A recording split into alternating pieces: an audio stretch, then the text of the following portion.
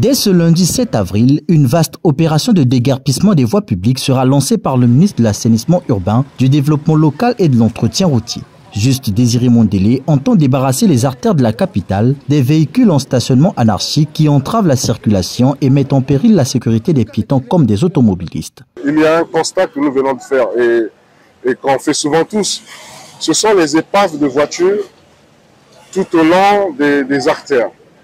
Et je voudrais lancer un appel et demander aux propriétaires de ces véhicules de les enlever parce qu'à partir de lundi, nous allons lancer l'opération de déguerpissement de ces véhicules, de ces épaves. Donc les propriétaires de ces épaves ou de ces véhicules, tout simplement, vous êtes priés de prendre toutes les dispositions pour enlever vos véhicules et les placer dans des garages ou dans des parcelles. La rue ne peut pas être le garage là où on abandonne tous les véhicules.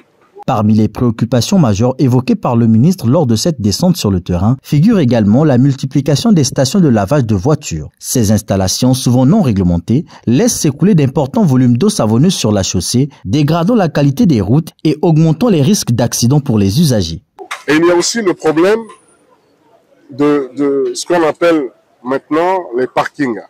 Les parkings évacuent beaucoup d'eau et là aussi, on va se retrouver avec les mairies pour voir, avec les mairies d'arrondissement, quelles seraient les mesures à prendre pour que ceux qui tiennent donc ces types de commerce créent les conditions, respectent les conditions des jeunes autour. De la rue Bagangoulou à l'avenue de la Tiémé en passant par Gallieni, des initiatives citoyennes telles que Congo Propre, Ville sans déchets et Salubrité sans frontières, qui ont bravé la pluie pour participer à l'effort de nettoyage, étaient pleinement mobilisées sur le terrain. Autant que membre de ONG, nous voulons une ville sans déchets. En nettoyant les caniveaux, en balayant et en levant les ordures. Partout était bouché, les eaux, les mares d'eau, partout.